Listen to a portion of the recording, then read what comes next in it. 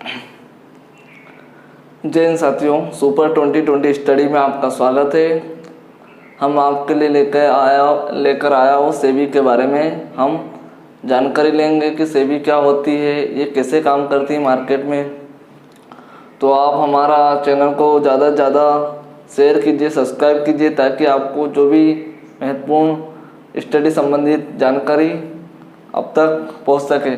तो हम स्टार्ट करते हैं सेबी के बारे में। तो सेबी का नाम सुना होगा आप लोगों ने। सेबी को हिंदी में कहा जाता है भारतीय प्रतिभूति एवं विनिमय बोर्ड। इसका हिंदी नाम है सेबी, है ना। तो सेबी का एग्जाम में अधिकतर पूछा जाता है, स्थापना पूछी जाती है कि स्थापना कब हुई थी। तो 12 अप्रैल 1988 में। इसका हेडक्वार्टर कहाँ पर है, मुख्यालय कहाँ पर है, मुंबई में है। अब देखते हैं कि सेबी का कार्य क्या होता है, ये कैसे कार्य करती है, भारत सरकार ने सेबी की स्थापना क्यों की। ये सारी जानकारी हम लोगों को पता होना चाहिए। बेसिक चीज़ें हमें इनकी जानकारी होना बहुत अनिवार्य है। आज के समय में छोटी छोटी चीज़ें ये जानकारी पता होना चाहिए। तो हम स्टार्ट करते हैं कि इसका कार्य क्या होता है सेबी का। तो सेबी कैसे कार्य करती है। तो ये पूंजी बाजार में निवेशकों की रुचि बढ़ाने तथा उनके हितों की रक्षा करना। ये लाइन को बहुत ध्यान से देखना है। पूंजी बाजार में निवेशकों की रुचि बढ़ाने तथा उनके हितों की रक्षा करना।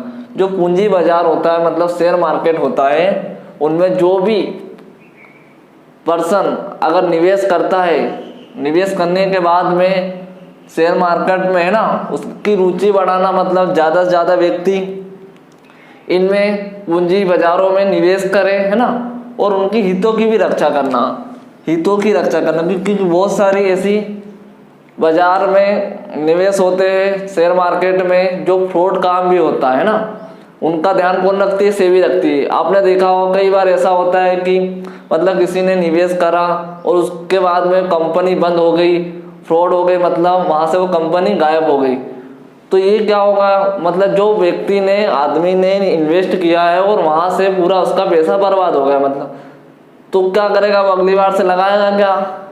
तो ये फिर माध्यम क्या हो जाएगा, कम हो जाएगा। तो इसलिए सेबी की स्थापना की है। इसलिए कि सेबी का काम क्या है, जो पूंजी बाजार में व्यक्ति अगर निवेश करता है तो उनकी हितों की रक्षा कौन करेगा, सेबी करेगी। ताकि ऐसा कार्य नहीं होना चाहिए कि मान लो किसी कंपनी ने फ्रॉड तरीके से किसी ने पैसे लगाए और उसका पैसा डुबा दिया, ऐसा काम नहीं होगा। क्योंकि ये पूरा कार्य कौन देखेगी, सेबी देखेगी, ध्यान सेबी देखेगी, है ना। फिर उसके बाद में एक अधिनियम आया था। अधिनियम आया 30 जनवरी 1992 में। वो अधिनियम किस लिए लाया था, कुछ चेंजेस किया जाए सेबी के लिए। तो यहाँ पर लाया था म्यूचुअल फंडों एवं स्टॉक मार्केट के नियंत्रण, है ना। ये अधिनियम का उद्देश्य क्या था, म्यूचुअल फंड लगता है एवं स्टॉक मार्केट के नियंत्रण। आज का आपने देखा होगा कि ऑनलाइन बहुत सारे म्यूचुअल फंड, बहुत सारी कंपनियों में म्यूचुअल फंड लगने लगा है। उसको स्टॉक मार्केट में नियंत्रण का कार्य भी कौन करेगा, सेबी करेगी। ये अधिनियम लाकर, तो ये पूछा जाता है एग्जाम में, अधिनियम कब आया था, 1992 में, 30 अप्रैल 1992 में, और ये 12 अप्रैल 1988 में, और इसका मुख्यालय मुंबई। ये बहुत इंपॉर्टेंट है जानकारी। अब देखते हैं कि इसकी स्थापना कब हुई थी सेबी की, है ना। तो सेबी की स्थापना 1988 में हुई थी। किसके माध्यम से हुई थी, तो संस्थापक प्रवर्तक कौन माना जाता है कि किस तरीके से भारत सरकार द्वारा इसकी स्थापना हुई थी। तो आपने सुना होगा आईडीबीआई का नाम सुना होगा, है ना। ये क्या है, ये बैंक है। क्या है आईडीबीआई, एक बैंक है। ये भी क्या है, बैंक है।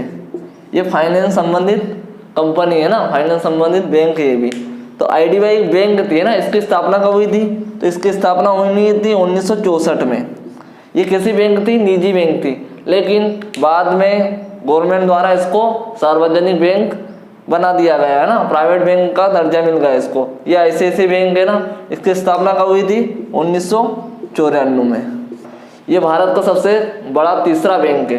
किस तीसरा सबसे बड़ा भारतीय बैंक कौन सा है, आईसीआईसी बैंक है। पहले नंबर पे सबसे ज़्यादा शाखा है इसकी दूसरे कंट्री में, स्टेट बैंक होगा। उसके बाद में तीसरे नंबर का कौन सा, आईसीआईसी बैंक है।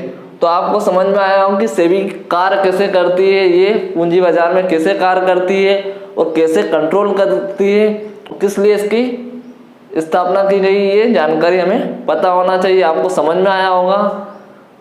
तो आज के लिए इतना ही, आपको सेबी के बारे में जानकारी मिली है।